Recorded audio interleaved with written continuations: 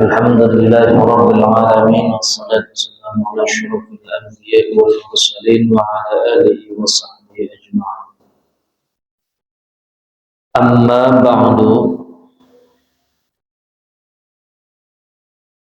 فقال الله تعالى في آيات القرآن الكريم وهو أصدق القائلين تبركا بذكره بسم الله الرحمن الرحيم. قل هل يستوي الذين يعلمون والذين لا يعلمون. رسول الله صلى الله عليه وسلم اطلب العلم من المهدي إلى اللهدي الحديث. صدق الله العظيم وصدق رسوله النبي الحبيب الكريم ونحن على ذلك من الشاهدين والشاكرين والحمد لله رب العالمين. Para jemaah yang dirahmati oleh Allah Subhanahu wa taala, pada kesempatan kajian malam ini kita akan membahas tentang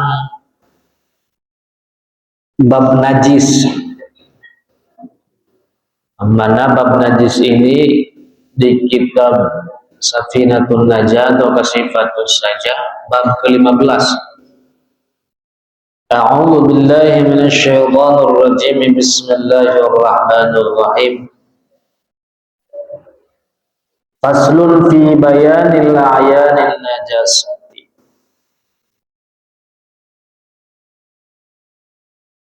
An-najasatu salasatun bil aqsamil mutarattibati ala hukmiha wa ghasliha. Ahaduha mughalladatun ay mushaddadun fi hukmiha wa thaniha mukhaffafatun fi dhalika aydan wa thalithuha mutawassitatun bainal mughalladati wal mukhaffafati fi dhalika aydan.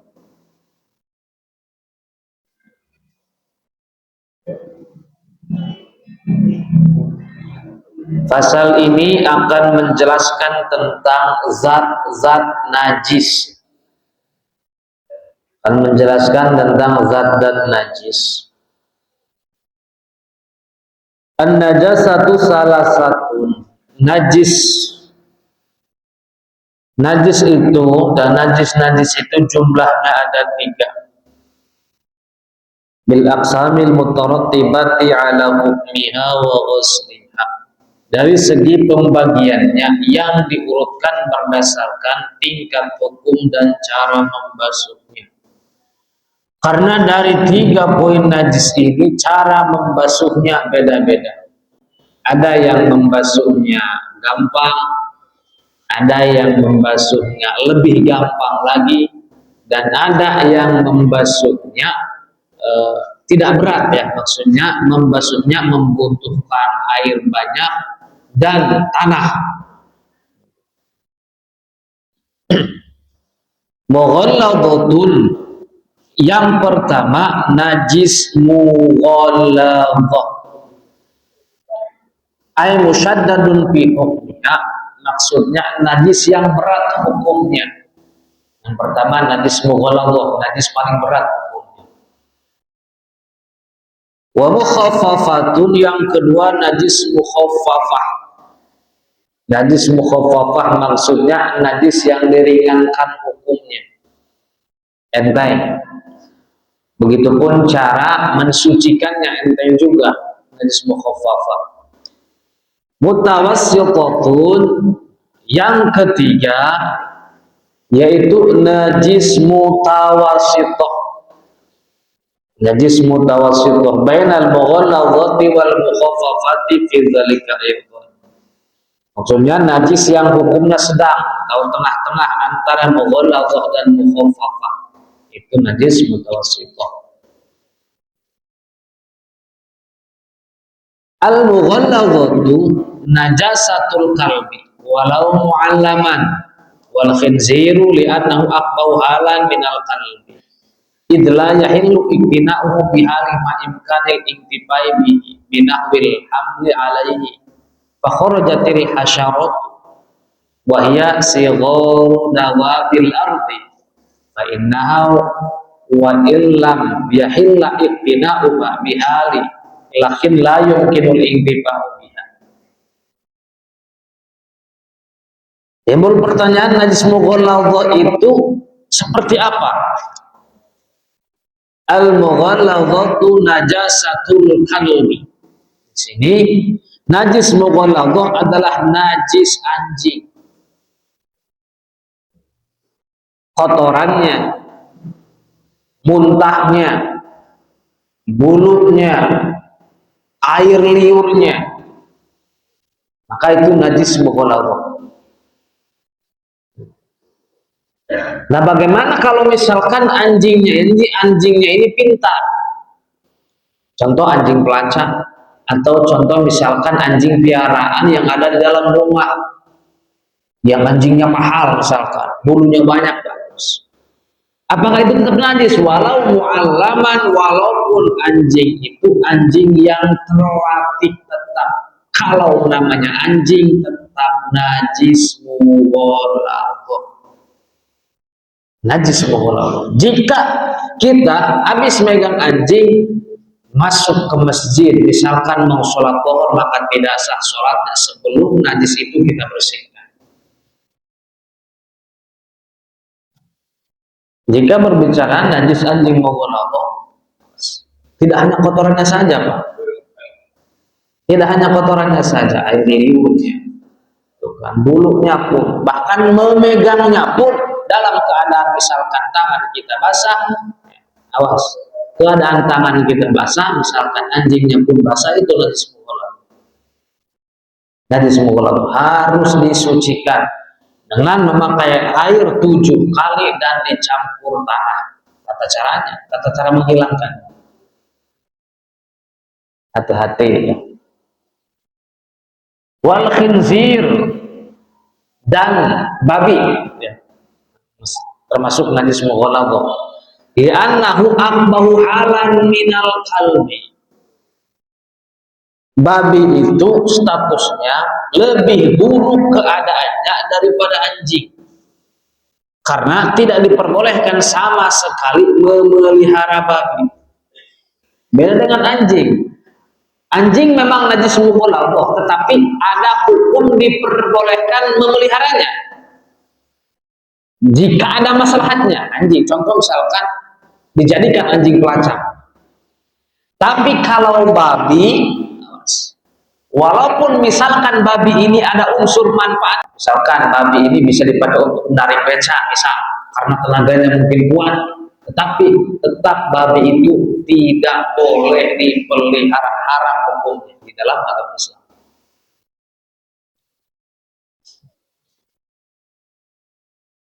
Saking hinanya ya, saking buruknya status babi.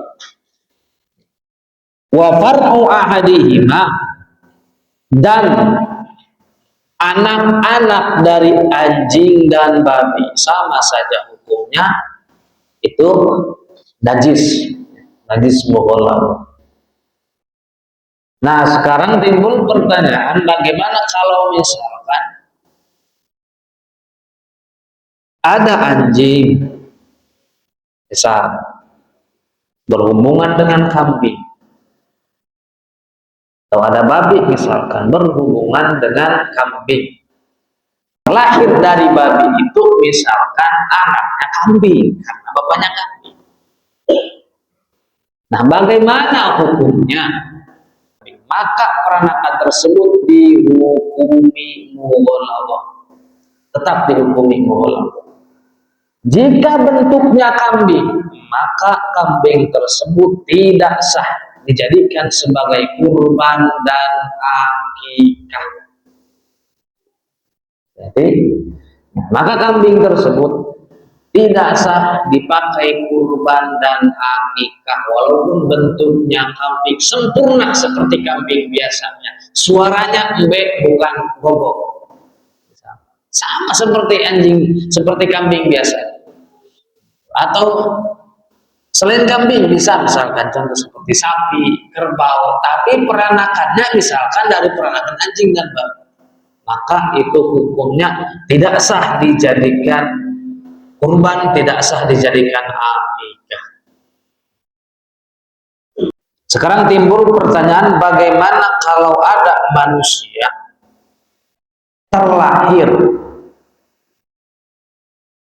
dengan misalkan dengan pelantara berhubungan manusia dengan anjing.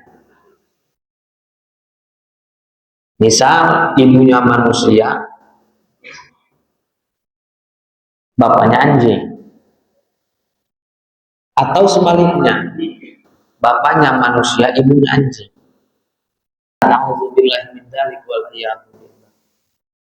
Terlahirlah anak manusia. Terlahirlah anak manusia. Nah, bagaimana hukumnya? Maka di sini kata Syekh Nawawi Al-Bantani, falau tawallada adamiyun baina mughalladhin zakaron kana au unsa wa adamiyin kadzalik wa kana ala suratil adami walau fi nisfil a'la faqad dunal asfali fahuwa mahkumun bi taharatihi bil ibadati akhlan bi itlaqihim taharatul adami wa tajri alaihi al ahkamu li annahu balighun aqilun wal aqlu munatut taklifi fayusalli wa ya'ummuhum li annahu la yalzamuhu i'anah.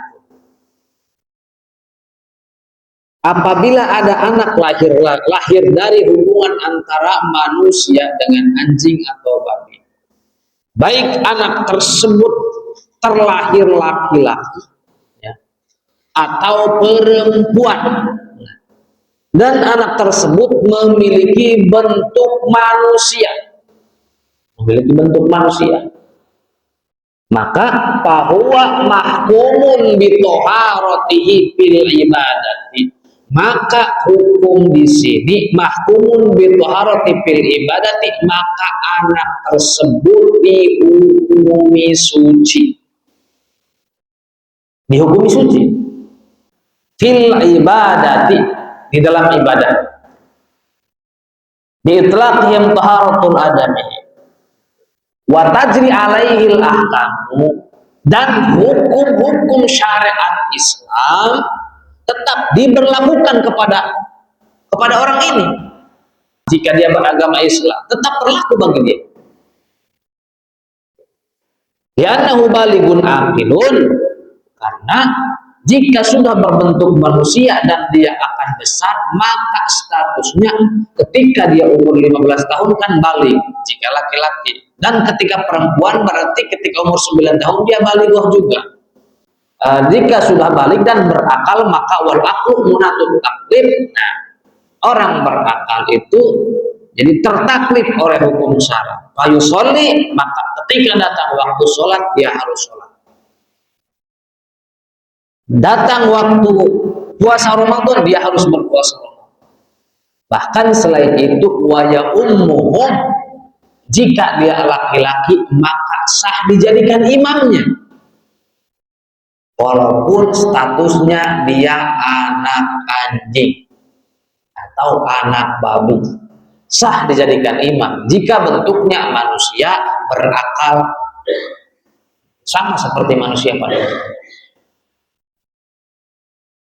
Nah, timbul pertanyaan yang selanjutnya, bagaimana kalau misalnya ada manusia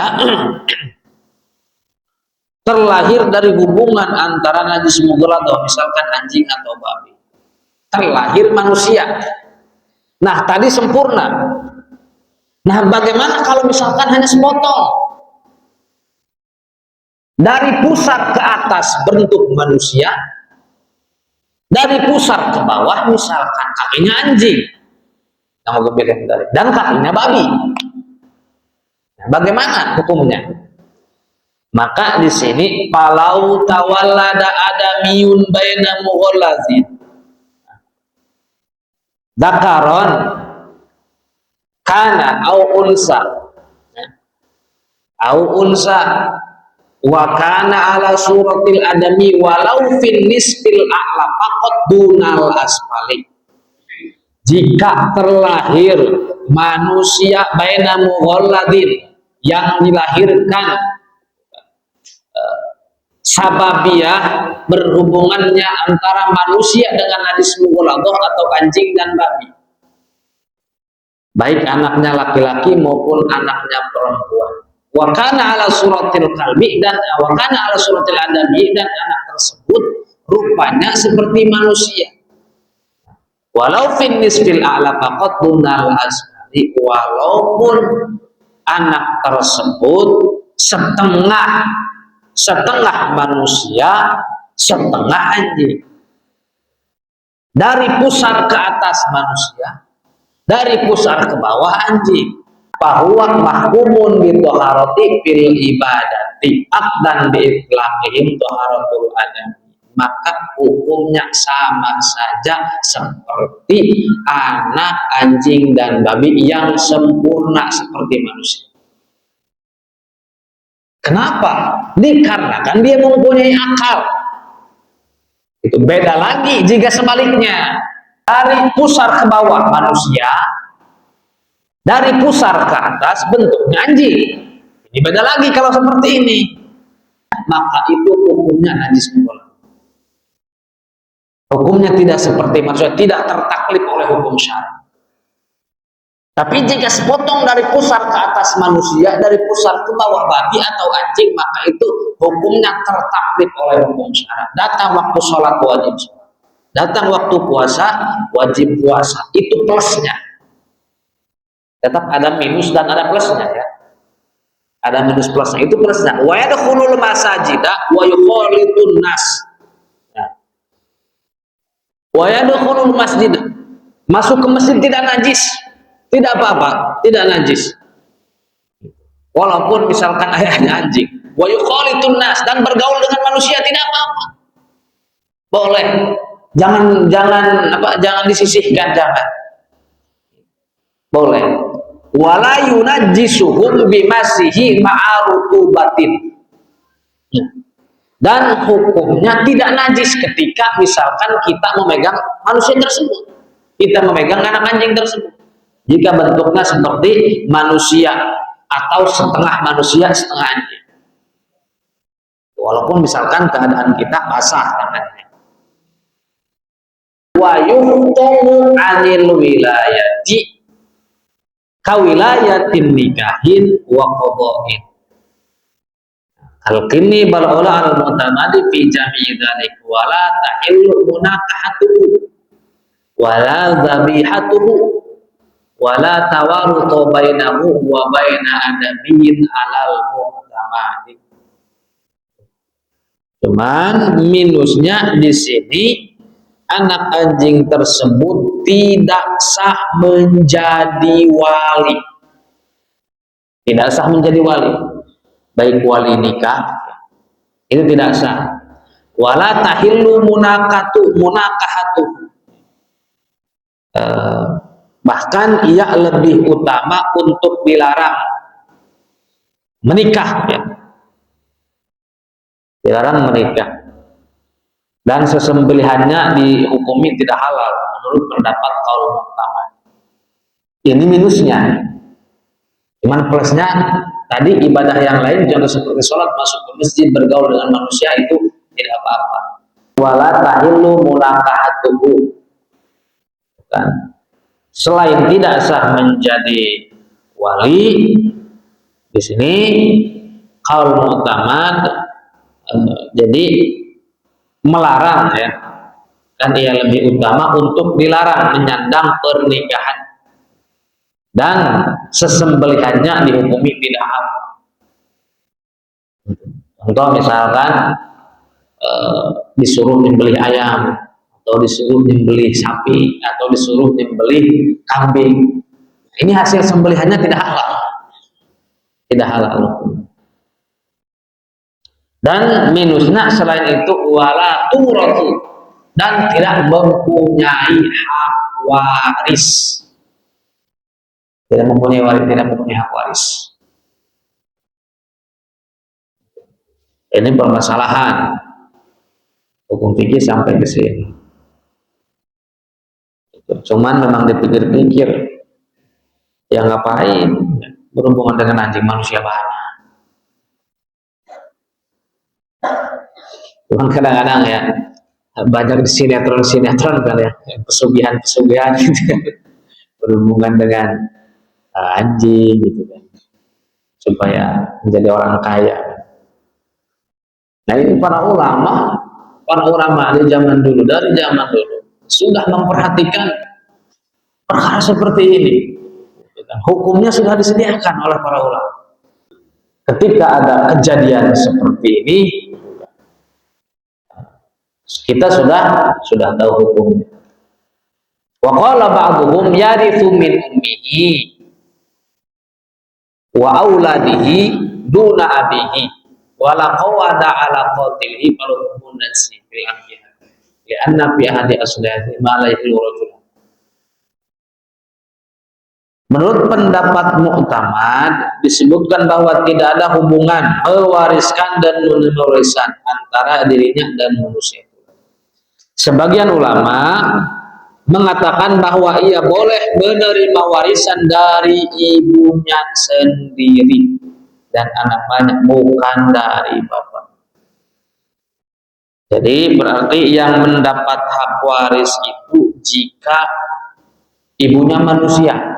Ya contoh seperti ini, misal bapaknya anjing, ibunya manusia, terlahir anaknya manusia, maka di sini sepaling ulama berpendapat anak ini mendapat hak waris. Beda lagi, misalkan ibunya punya warisan, kan bapaknya anjing, gak mungkin punya harta. Nah maka anak ini mempunyai hak waris. Beda lagi kasusnya dengan bapaknya manusia, ibunya anjing, terlahir anak dari ibu anjing ini misalkan manusia. Nah, maka di sini walaupun bapaknya punya harta, ketika meninggal bapaknya, maka anaknya ini tidak mempunyai hak waris dari harta ayahnya jika ayahnya yang manusia. Silakan sampai di sini ada yang mau bertanya?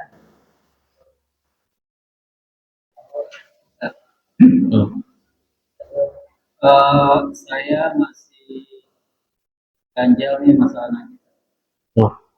Itu yang dibicarakan Ustaz tadi kan status daripada manusianya saja. Itu hampir seluruh badannya itu, tubuhnya itu najis. Ya. Berarti yang dipertanyakannya bukan manusianya berarti. Yang dipertanyakan berarti contoh misalkan ketika dilahirkan dari kemaluan anjing, kan berarti kan ada basah-basahnya gitu kan, atau misalkan ada darahnya gitu kan, darah anjing misalnya. Nah yang jadi pertanyaannya berarti, nah bagaimana cara membersihkannya gitu. Ya, apakah dia kena status wajib toharo sesuai syariat apa enggak? Oh gitu ya.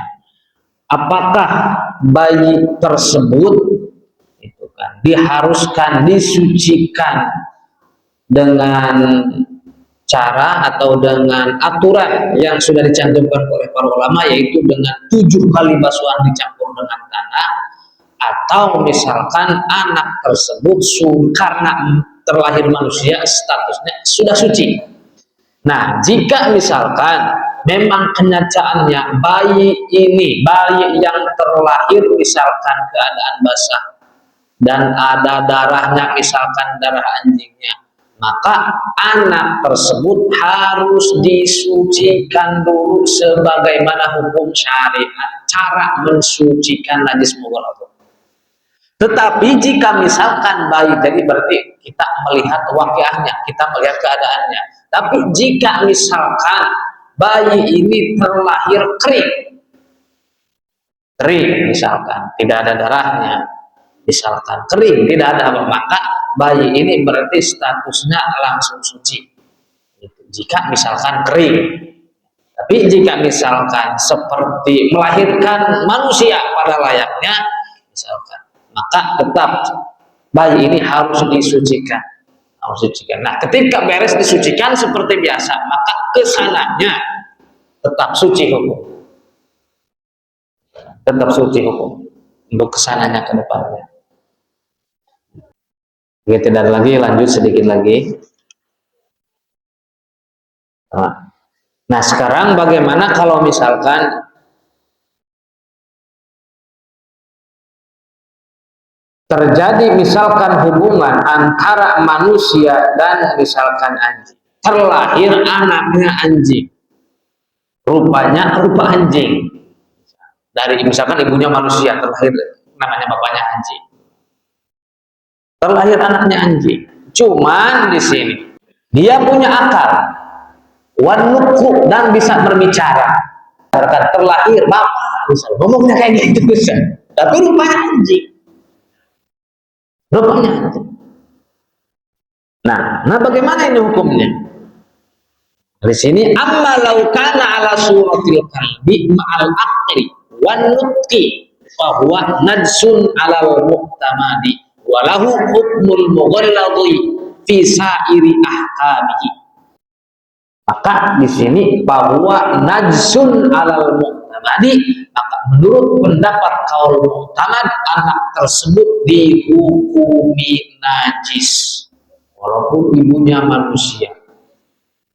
Walahu hukmul mughallawi fi sa'iri ahkamihi, dan hukum-hukum najis mughalladh berlaku bagi dia. Dipegang sama manusia dalam keadaan basah berarti najis hukum. Air liurnya najis mughalladh, kotorannya pun najis mughalladh, walaupun punya akal dan bisa berbicara layaknya seperti manusia. Wa kadza waladul waladi li'annahu farqun. Begitupun anak-anak dia. Begitupun anak-anak dia. Sama hukumnya. Misalkan ibunya manusia, terlahir anaknya anjing. Nah, anak ini misalkan punya anak lagi, punya ke bawah, maka itu hukumnya tetap najis mughalladh. Wa kadza waladul waladi li annahu farqun bil wasitati. Qala Ibnu Qasim innahu la yukallifu bina idin wa in takallama wa mayyaza wa balagha inda tablughil adami. Wa kadza law kana ala suratil adami wa tawallada baina mughalladhaini. Nah, sekarang kasus sekarang misal anjing berhubungan dengan anjing atau babi berhubungan dengan babi, hamil, terlahir anaknya manusia, terlahir anaknya manusia, terlihat aneh tapi ini ada hukumnya. Nah, bagaimana status manusia tersebut? Apakah sama suci seperti yang tadi saya jelaskan? Apakah najis? Ini dua-duanya, ayah dan ibunya najis. Di anaknya manusia. Nah, di sini wa kadzalau kana ala suratil adabi wa tawallada baina mughalladhain. Sama hukumnya, najis tetap najis mughalladhah. Lau kana ala suratil adami wa tawallada baina mughalladhain. Jika misalkan ada bayi terlahir manusia, wa tawallada baina mughalladhain, terlahir dari sebab hubungan antara hewan yang sama-sama najis mughalladhah. Atau misalkan bapaknya anjing, ibunya anjing, terlahir manusia, atau bapaknya babi, ibunya babi, terlahir manusia, maka anak ini walaupun bentuknya manusia, punya akal, berbicara layaknya seperti manusia, maka tetap dihukumi najis mughalladh. Lianna surata la tufiduhu thahara, karena bentuk, ya, karena bentuk la tufiduhu thahara itu tidak berfaedah kepada kesucian. Nah, bagaimana kalau misalkan, nah yang tadi diucapkan di atas, misalkan anjing dengan hayawanin akhar ghairu adamin, Ghairu adamiyin, contoh misalkan dengan kambing, contoh misalkan dengan sapi, ya. Contoh misalkan dengan kerbau, bahwa najsun ma'fuun. Maka di sini walau tawalada baina muwalladin wa hayawanin akhar ghairi adamiyin bahwa najsun ma'fuun anhu. Bittifaqin wa amal mutawallidu baina adamiyina bahwa dhahirun. Ittifaqan walau kana ala suratil qalbi. Fa idza kana yaqtiqu wa yaqilu. Faqala ba'dhum yukallifu li anna manaqit taklifi al-aqil wa huwa mawjudun fihi. Nah, sekarang kasusnya kan kalau anjing dengan kambing tadi sudah dijelaskan hukum anaknya. Sekarang bagaimana kalau misalkan mau bilang dalik ya. Misal ada manusia berhubungan dengan manusia, ini normal. Ibunya manusia, bapaknya manusia. Terlahir anaknya, tapi anaknya rupanya rupa anjing. Misalkan lahir anaknya anjing atau anaknya babi. Alhamdulillah min dzalik. Nah, bagaimana statusnya? Karena ini kan ibunya manusia, bapaknya manusia juga. Maka di sini bahwa qahirun ittifaqan, sepakat ulama tetap anak itu suci. Anak itu suci. Wa ammal mutawallidu baina adamiyyin baina mutawallidu wa ammal mutawallidu baina adamiyyin bahwa qahirun ittifaqan walau kana ala suratil kalim. Fa idza kana yang tiku wa yaqilu.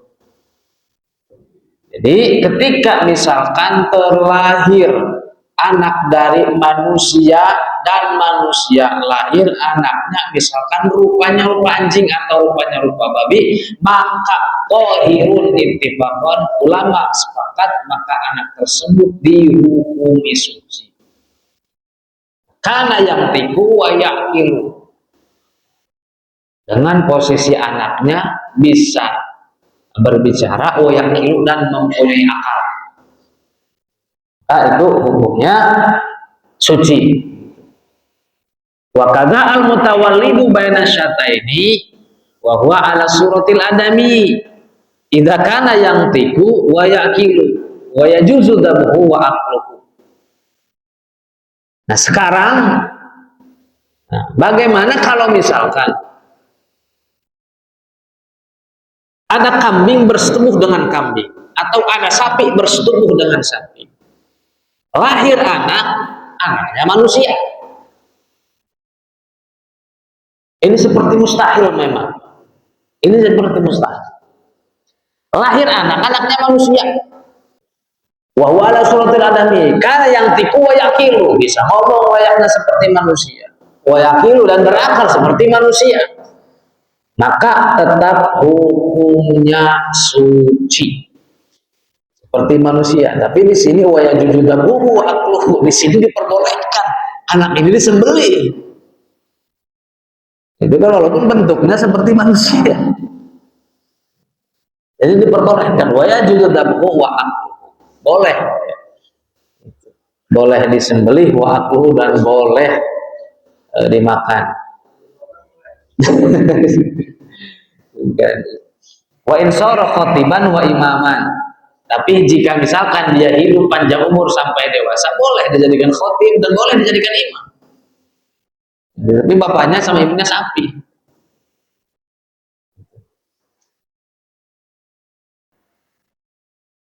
Mas'alatun lawir tado'a cidyun wa huwa zakarun minal auladil mahzi wallahu a'lam bishawab.